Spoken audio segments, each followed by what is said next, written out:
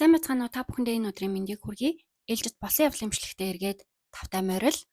Өнөөдрийн хэргийн тухайд Япон улсад болсон нийтийн бие засах газрын доороос олдсон хүний цогцсны тухай ярих болно. Тухайн үед энэ хэргийн талаар олон теори таамаглалуудыг хүмүүс дэвшүүлж байсан ч өнөөдөр та бүхэндээ 35 жилийн турш шийдэгдэж чадаагүй байгаа хэргийн дэлгэрэнгүй ярьж өгөхөөр бэлтгэлээ. Бичлэг эхлэхээс өмнө subscribe дарахаа битгий мартаарай. За ингийн үндсэн бичлэгтээ орцгоё.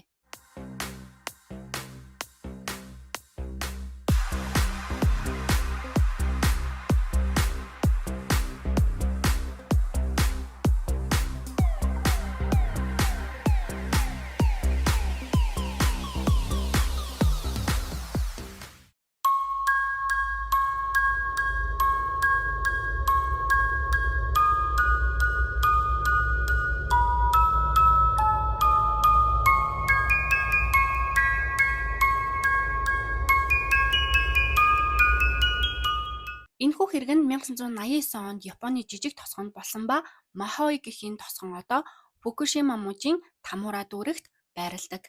1989 оны 2 дугаар сарын 28-ны үйл маш хүйтэн байсан бөгөөд тосгоныг зузаан цасан бүрхүүл бүрхэж байлаа. Энэ өдөр 23 настай багш Юми Танака орон нутгийн бага сургуулийн багш ба тэрхүү өдөр сургууль руугаа явсан бол энэ өдөр түүний хувьд жирээн л нэг өдөр байлаа. Орой 5 цагт багш эмэгтэй ажиллаа дуусгаад сургууль дээрээ байрладаг эмэгтэйчүүдийн дотор байранд очсон ба энэ бол түүний амьдардаг газар нь. Тэрхүү дотор байранд жижигхэн бие засах өрөөтэй бүсгүй байрандаа ороод 0 руу орон бие засахаас өмнө тэр жорлонгийн нүх рүү санамсаргүй хартал эрэгтэй хүний хар арьсан гутал дотор нь байсан тул ихэд цочиж бас гайхсан байна. Түүний анхны бодол нь энгийн л нэг ойлгомжгүй зүйл байсан. Магадгүй хэн нэгэн түүнтэй хошигноод байна уу? Эсвэл хэн нэгэн түүний өрөө рүү орох гэж оролцсон уу гэдэг бодол түүнд төрсөн.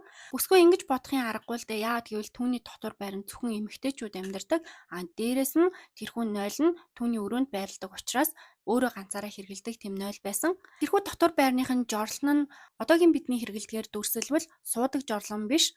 Ишгэж бийцдэг нойл байсан. Тэгээд тэрээр гадаа байрлуулсан нойлын савыг шалгахаар гараад маш чангаар хашгирсан. Тэрхүү нойлынхын сав нь байрных нь гадаа байрлалт юм байна. Түүнийг орилоход байрны багш нар болон оюутнууд бүгд гүйлдээд гараад ирсэн. Түүний орилсон шалтгаан нь тэр бохирын танкын дотор эрэгтэй хүний хөл байсан. Түүнийг олж харсан. Тэгэхээр тэр нойлд эрэгтэй хүний амийг хөнөөгөөд хийсэн байсан тодорхой. Нас орсон хүнийг амьд биш гэдгийг нь тэнд байсан хүмүүс бүгд мэдэж байсан ба нэг багш нь түүнийг мэдмэгцээ цагдаа дуудсан.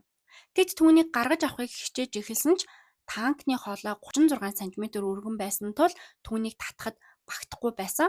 Японы эдийн засаг худалдаа аж үйлдвэрлэлийн яамны мэдээллээр 2004 онд Японы 25-29 насны эрэгтэйчүүдийн дундаж мөрний өргөн нь 40.4 см байд юм байна.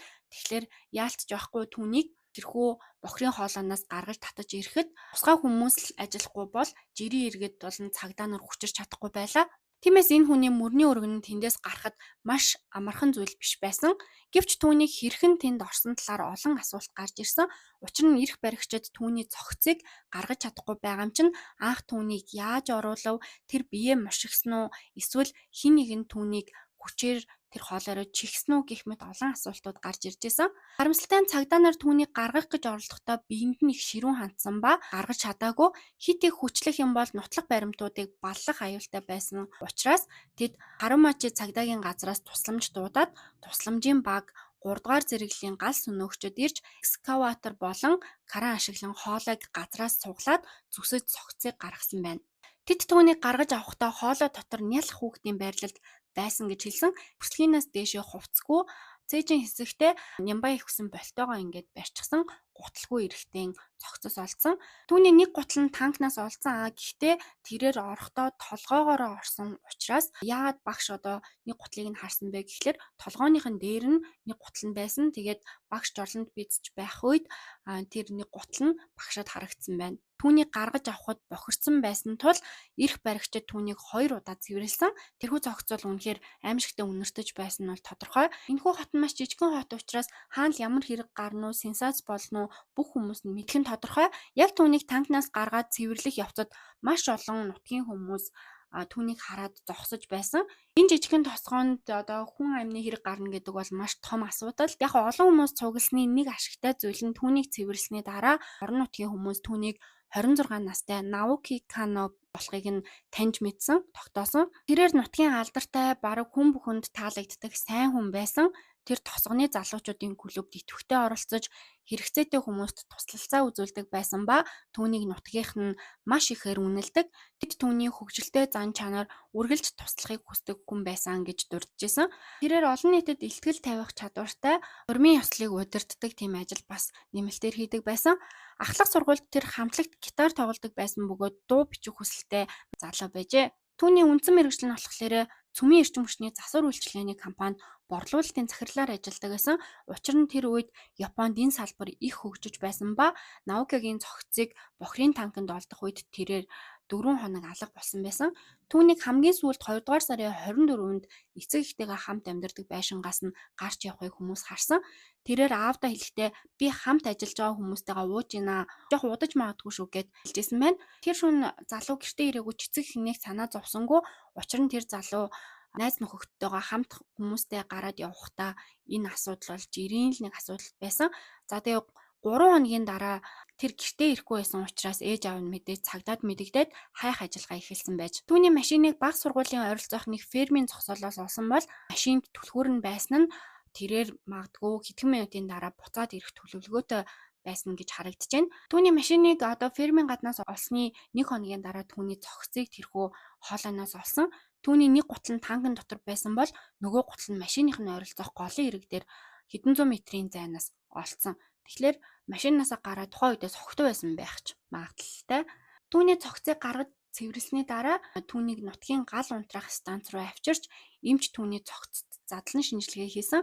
Тэгээд задлан шинжилгээний дүгнэлтээр тэрээр 2 дугаар сарын 26-нд нас барсан гэж тогтоогдсон. Тэгэхээр гэрээсээ 24-нд гарсан. Тэгээд гэрээсээ гарснаасаа 2 хоногийн дараа нас орсон байна гэж тогтоосон.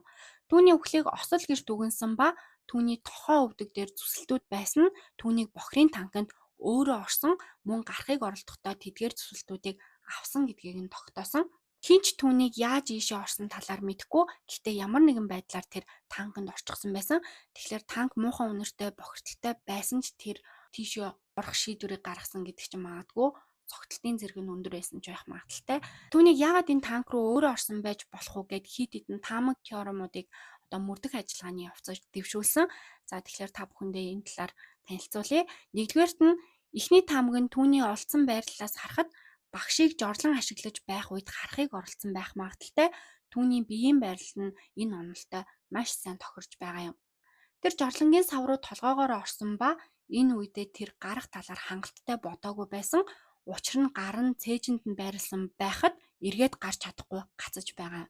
Тэр буруу байралтай орсноо мэдмэгцээ гарч ирэх гэж ууртаагаар оролдож, майжиж, сандарч байсан нь тэдгээр одоо өөрийнх нь биен дээр байсан гэмтэл зураасуудыг үүсгэсэн байх магадaltaй.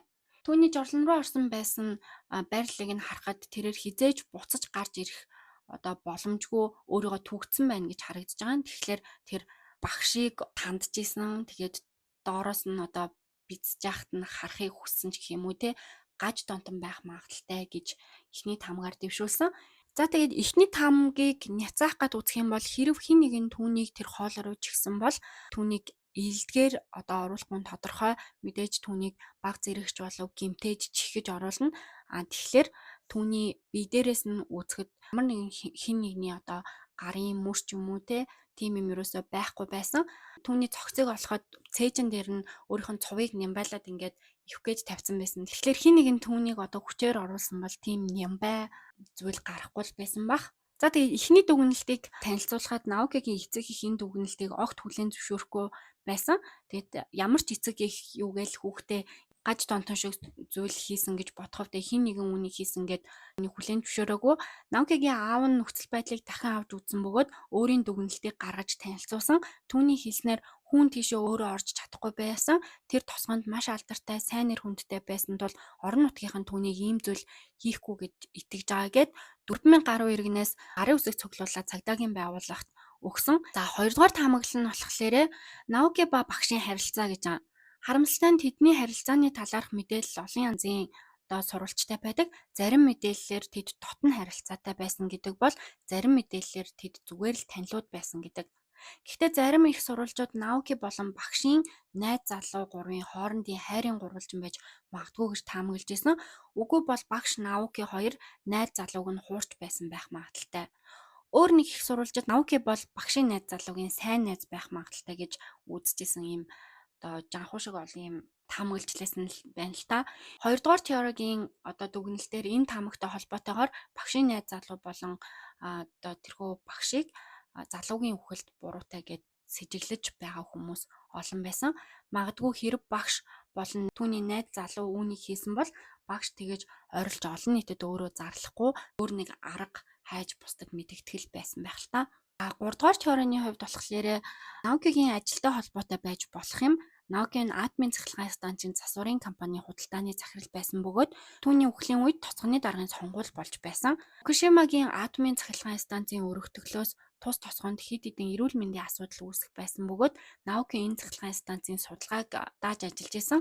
Мөн түүний үхлээс 1 сарын өмнө судалгаан дээр хамтарч ажиллаж байсан хүн нь нас барсан байна. Сарын өмнө нас барсан залуу Наоки хоёр судалгааны үеэр зарим нэг нууцуудыг илрүүлж байсан нь холбогдох одоо хүмүүст эрх мэдэлтнүүдэд сонгуульд нь нөлөөлөх сөрөг зүйл болоод Наокид ямар нэгэн зүйл хийсэн байх магадaltaй гэж ийм теори гарч ирж байгаа. Тухайн судалгаатай холбоотой Наоки сонгуульд оролцож буй хотын даргын олон нийтийн дэмжлэгийг зогсоож исэн. Магадгүй тэрээр нутгийн захиргаа болон бус асуудлуудтай холбоотой хүнд нөхцөлд орсон байж магадгүй гэж үзэж байгаа. За тэгээд энэхүү 3 теорийг дүгнээд үзэх юм бол нэгдүгээрт нь ерөөсөө Наокид хин нэгэн халтсан гэдэг зүйл бол биенээс нь юу ч олдоогүй.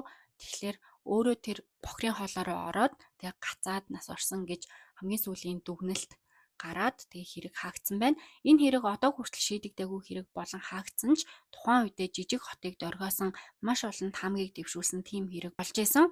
Таны бодлоор аль теорийн зөв илүү бодит санагдаж байна? Эсвэл өөр сэжигтэй зүйлс та бодсон уу? Доор комментоор бичээрэй. За тэгээд танд бичлэг таалагдсан бол subscribe дарахаа битгий мартаарай.